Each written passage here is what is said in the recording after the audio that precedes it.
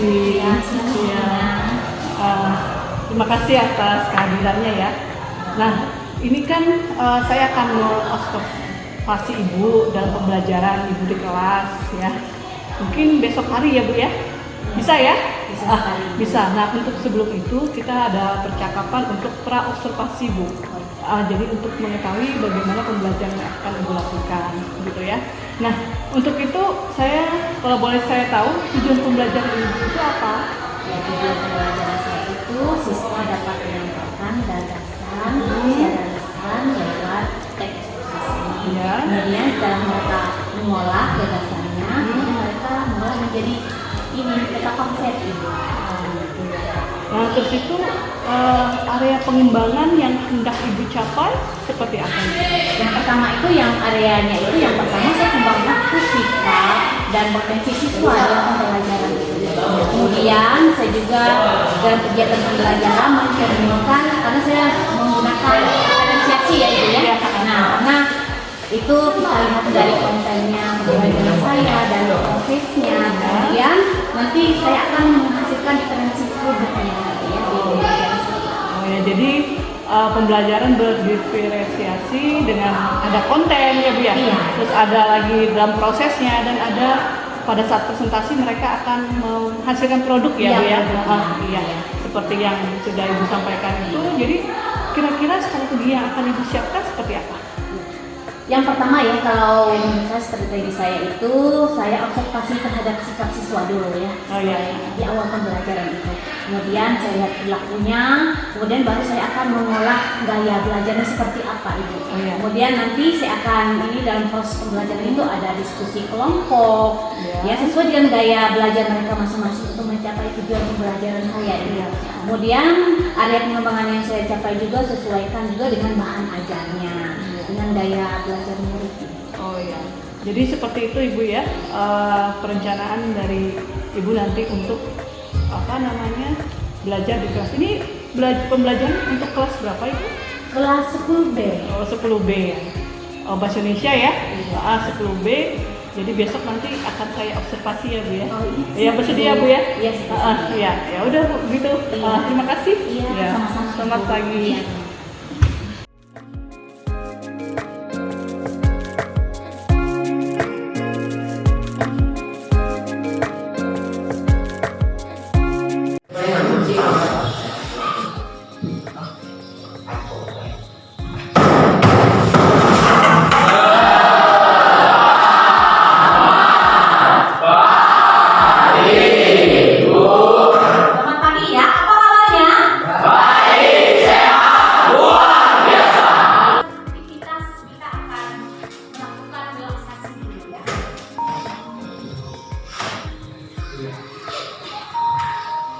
Mari kita stop sejenak dari kegiatan apapun yang dilakukan saat ini.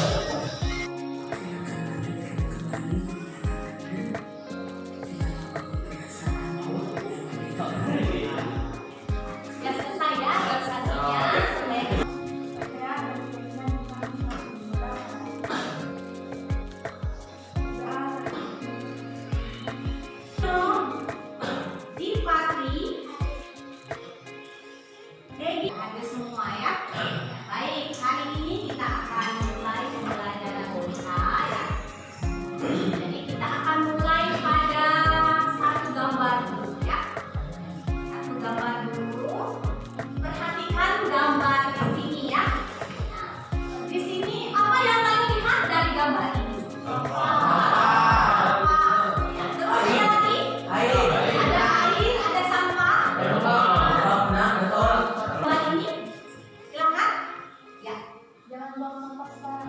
Jangan buang sampah sembarangan. Ada lagi kesannya?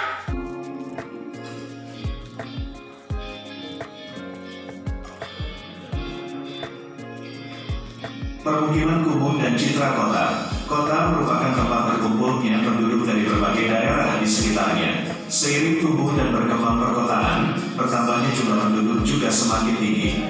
Pertambahan penduduk merupakan permukiman sebagian besar bangunannya tidak teratur, kepadatan bangunan tinggi, dan kondisi sarana dan prasarana tidak memadai. Kawasan perindustrian, sekitar rel kereta api, dekat pasar, dan daerah perairan biasanya menjadi tempat pemukiman kumuh. Selain itu, ada indikator lain yang sebuah permukiman kumuh diantaranya sebagian besar bekerja di sektor informal dan memiliki penghasilan rendah dan jumlah anggota keluarga relatif banyak. Keberadaan permukiman kumuh akan mempengaruhi kondisi dan perkembangan daerah perkotaan. Dampak negatif akan bermunculan, diantaranya kualitas lingkungan menjadi kurang bagus, kondisi ekonomi semakin memprihatinkan, dan munculnya persoalan sosial di pemukiman kumuh itu. Di kawasan kumuh menjadi berpotensi pada peningkatan kejahatan dan berbagai penyakit. Disinilah pemerintah mengalami kesulitan dalam pengendalian. Jika permasalahan itu muncul di suatu kota, tentu dampaknya adalah akan adanya penurunan citra perkotaan itu. Tema kita ya, nah seperti yang sudah saya sampaikan tadi, menjaga permukiman yang berkualitas melalui teks eksposisi. Nah, jadi tadi yang sudah kita tayangkan ya, ada ya dari berbagai sumber nanti ya diberikan oleh penulis yang harus Anda simak ya. Nah, terus nanti dalam teks eksposisi itu supaya nanti kita bisa menemukan sebab akibatnya apa, argumennya apa yang disampaikan. Kita nanti tujuannya ya, teks eksposisi ini adalah menyampaikan informasi dan menjelaskan secara rinci terstruktur dengan dasar argumen yang kuat ya. Nah, jadi dia berargumen, dia berpendapat tentang topik itu ya, tentang objek itu ya, tapi tidak mengada-ngada ya teksnya ya, sesuai dengan data karena dia adalah informasi pengetahuan yang akurat ya. Nah, bisa dipertanggungjawabkan ya. Nah, lanjut, nah baru nanti ke struktur ya. Nah, jadi struktur dari eksposisi itu tadi ada tesis ya. Bagian tesisnya adalah pernyataan pendapat atau gagasan utama ya tentang topiknya ya. Kedua baru argumen ya. Jadi argumen ini adalah penjelasan ya mendukung tesis tadi ya. Jadi apa yang dia sampaikan tentang permukiman kumuh nanti akan dibuktikan dengan data dan fakta. Di mana datanya berapa ya, wilayahnya di mana ya, gitu ya. Baru nanti penegasan ulang ya. Nah ini penegasan ulangnya itu adalah berupa menguatkan pendapat yang sudah disampaikan berupa rekomendasi atau saran di bagian akhir teks itu ya. Nah, karena ada permukiman kumuh tadi, jadi akan diberikan sebuah rekomendasi di situ. Apa solusinya? Ketika dia menyampaikan sebuah gagasan, jadi akan ada sarannya ya supaya mengurangi dari permukiman kumuh ini ya. Nah itu kira-kira kalau untuk mengurangi permukiman kumuhnya apa yang harus kita lakukan? Ya. Jadi kan tadi sebabnya itu kan gara-gara angka kelahiran ya. Berarti kita harus apa? Sudah jelas ya. Nah ini baru kita lanjut ke ciri-cirinya ya. Jadi tentu ya kalau sudah ciri-cirinya berarti silakan kumpul langsung bukan jadi satu di sini ya. Ya. Alicia. Putri. Ya. Nah di sini ikut dengan Alicia Putri ya. Ini kemudian Sofian. Mana Sofian? Ya Sofian mana? Ya, mana Sofian? Ya, berkumpul. Ya. Siapa yang katanya lebih pertama di situ silakan berkumpul dengan dia sekarang ya. Kemudian Eratus, ya berkumpul dengan Eratus. Kemudian Siti ya. Nah, silakan dengannya dengan Siti ya. Kita berkumpul.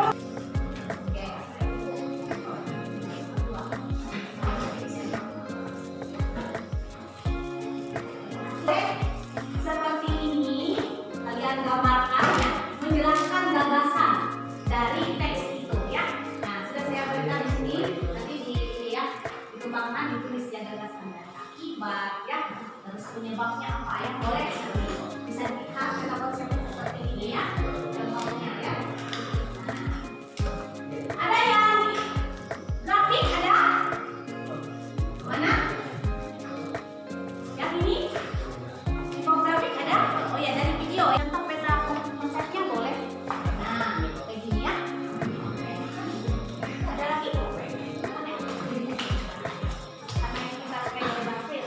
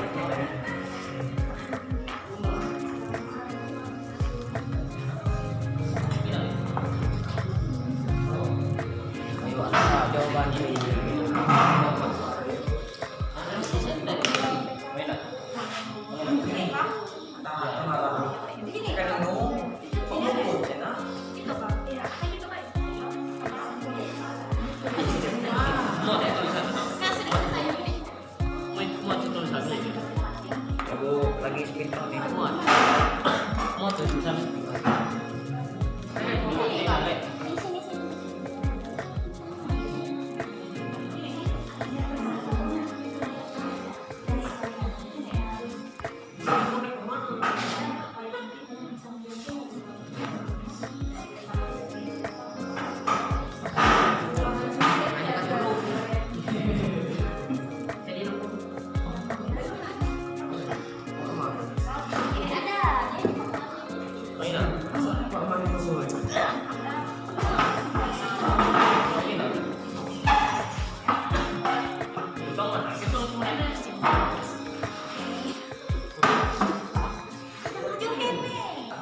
Perumahan di Pulau Tunggal menurut data tahun 2018 merupakan perumahan yang sejahtera.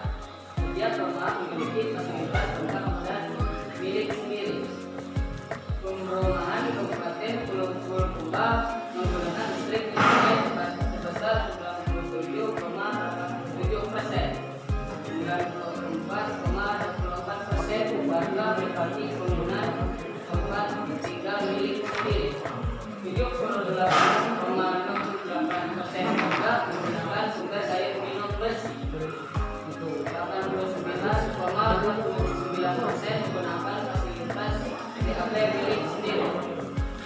97,15% menggunakan fasilitas internet langsung. 71,55% menggunakan listrik sebagai tempat pembuangan air bijak. Ini dan lengkapnya fasilitas di perumahan Kabupaten Pulau Tunggal membuat bangga sejahtera. Boleh diperlihatkan peta konsepnya dari tipografi yang kalian tadi. Ya, oke.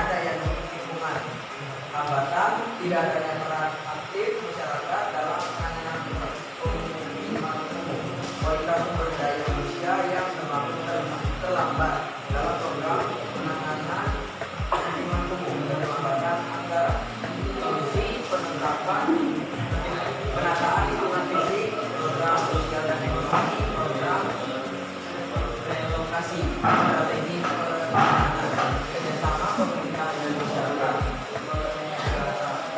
pembubaran, pengadaan dan konsumisan dari tanah. Ada pertanyaan dari kelompok lain dari apa yang sudah mereka sampaikan? Tidak ada? Ya. Kita beri tepuk tangan untuk kelompok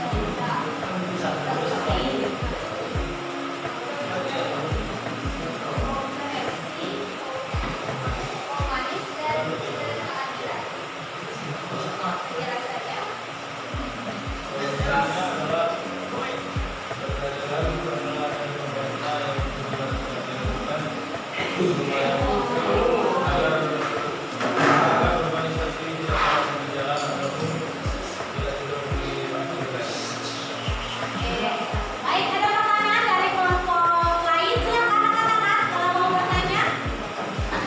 Ada? Tidak ada? Sudah jelas? Ya, silakan dulu. Ya, dari kami kalau ada Kelompok 5. Selamat pagi. Kami dari kelompok 5 yang beranggota Desi,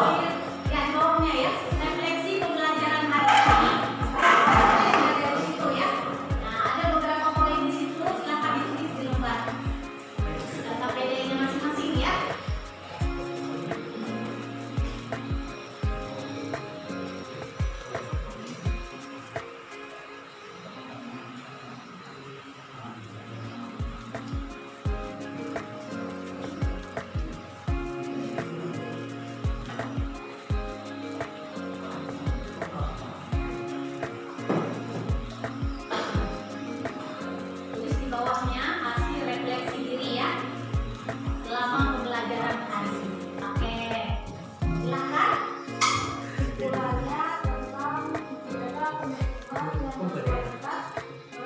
teks eksposisi dengan berbeda kelompok bagi peta konsep.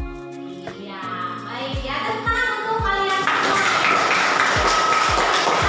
Nah, jadi jangan lupa ya kalau kita belajar itu harus semangat, dan juga jangan lupa kesimpulan hari ini kita belajar tentang teks eksposisi, di mana teks ini membahas tentang informasi pengetahuan ya. Jadi dari itu kita tahu ya apa permasalahan yang ada dalam informasi itu. Kemudian bagaimana kita membuatnya menjadi peta konsep dari penyebab, akibat, hambatan ya. Sehingga nanti ketika yang sudah kalian buat tadi berkelompok tadi menjadi peta konsep luar biasa ya. Kalian berkelompok sudah menyampaikan gagasan oleh peta konsep masing-masing kelompoknya ya. Nah, masih semangat belajar? Apa kabarnya? Baik, sehat, luar biasa. Tenang untuk kita semua. Baik, hari ini kita akhiri pembelajaran kita. Kita bertemu minggu depan dengan belajar yang rajin dan tetap semangat ya. Selamat siang. Silakan berdoa. Silakan Anggun. Pimpin berdoa sebelum kita pulang.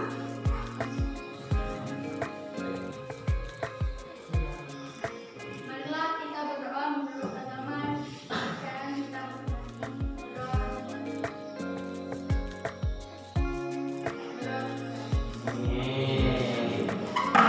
Kita bertemu minggu depan ya. Selamat siang semuanya.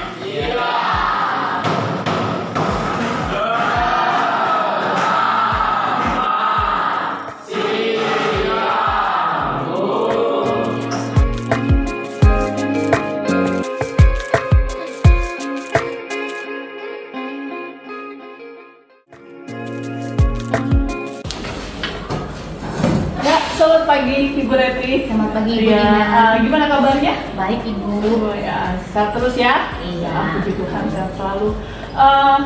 Kemarin kita sudah melakukan observasi di kelas Ibu. Terima kasih sekali atas kesempatannya untuk mengamati Ibu ngajar di kelas ya pada hari Selasa kemarin ya Bu Reti ya.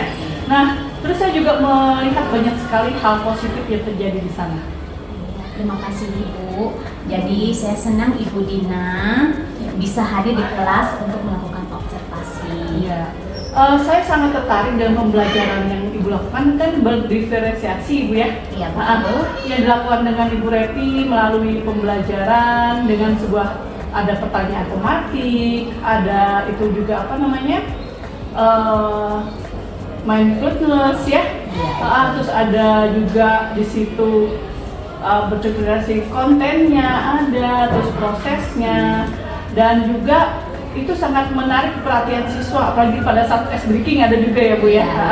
Dan langsung melibatkan mereka juga dalam diskusi dan presentasi ya Bu ya. Iya, betul Ibu Dina. Jadi saya menerapkan diferensiasi itu. Keinginan saya memang ingin siswa saya aktif sejak awal pembelajaran. Iya. Dan juga saya mengamati bagaimana Ibu Reti memberikan umpan balik yang sangat spesifik ya kepada siswa. Itu pada saat umpan balik itu diberikan pada saat akhir pembelajaran itu ya Bu Reti. Iya. Dan itu sangat membantu mereka untuk memperbaiki diri mereka supaya lebih baik lagi dalam pembelajaran. Ya. Iya, betul sekali. Saya berusaha untuk itu Ibu Dina ya. Iya. Saya pikir umpan balik yang spesifik itu lebih efektif daripada hanya mengatakan bagus atau kurang. Iya, benar sekali Bu. Saya sangat setuju hal itu. Ada satu hal yang ingin saya bahas Bu, yaitu ketika dalam berdiskusi dan mereka melakukan presentasi ya. Saya merasa ketika diskusi siswa sempat kebingungan ya Bu ya waktu pada Iya, saat iya, apa yang harus dilakukan gitu, memahami apa topik-topiknya ya. Dan juga saat presentasi juga masih ada yang malu-malu ya Bu ya. Iya, betul sekali. Jadi ini memang ada hasil, memang mereka sudah aktif, tujuan pembelajaran Ibu juga sudah ada, metode diskusinya juga sudah bagus, pengelolaan kelas Ibu juga bagus ya.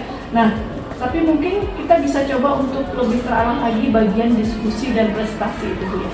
Iya, betul. Terima kasih Bu. Ini salah satu masukan yang baik untuk saya Bu. Saya akui saya memang agak kesulitan mengarahkan diskusi saat itu. Mungkin saya bisa menyiapkan yang lebih spesifik untuk membimbing siswa. Iya, itu memang ide bagus Bu. Kita harus refleksi lagi ya, supaya lebih baik lagi. Selain itu mungkin kita bisa mencoba menggunakan alat bantu yang visual ya Bu ya. Ya, betul.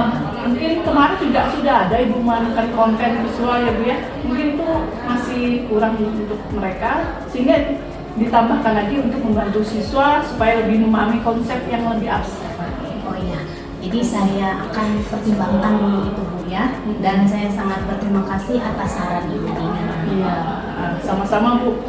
Dan satu hal lagi, saya sangat mengapresiasi semangat Ibu ya dalam menciptakan suasana belajar yang menyenangkan dan inklusif. Karena saat saya observasi ini kan sudah saya nilai ya, Ibu dapat mengelola kelas dengan baik. Terus itu juga sehingga siswa itu aktif dalam pembelajaran, ya. Jadi Ibu sudah dapat menciptakan suasana belajar yang menyenangkan dan inklusif. Baik, terima kasih Ibu Dina. Itu memang tujuan utama saya. Iya. Jadi sekarang apa yang Ibu pikirkan tentang observasi yang sudah dilakukan ini? Apakah ada hal lain yang ingin Ibu diskusikan? Jadi menurut saya itu saya merasa banyak mendapatkan masukan dan manfaat juga, dan saya juga coba terapkan saran-saran dari Ibu Dina dan pembelajaran selanjutnya tentunya. Iya. Nah, pada saat coaching ini Ibu, apa yang Ibu rasakan setelah kita melakukan percakapan ini? Jadi saya merasa sangat terbantu dengan sesi coach ini, Ibu Dina. Saya lebih jelas mengetahui mengenai apa yang ingin saya capai, dan yang saya dengarkan dengan baik dan dihargai pendapat saya dari pertanyaan-pertanyaan yang diajukan, membuat saya berpikir lebih dalam tentang masalah yang saya hadapi dengan suasana yang sangat nyaman, sehingga saya bisa berbicara dengan terbuka, lebih percaya diri, dan mendapatkan perspektif baru tentang masalah yang saya hadapi, dan menjadi termotivasi untuk mengambil tindakan setelah sesi coaching ini. Iya, saya sangat senang mendengarnya Bu Reti. Jadi jangan ragu ya untuk menghubungi saya jika Ibu membutuhkan bantuan atau ingin berdiskusi lebih lanjut. Mungkin itu saja yang bisa saya sampaikan Bu Reti. Terima kasih atas waktunya untuk pembicaraan kita pada hari ini. Terima kasih, selamat pagi. Iya, selamat pagi Bu. Iya.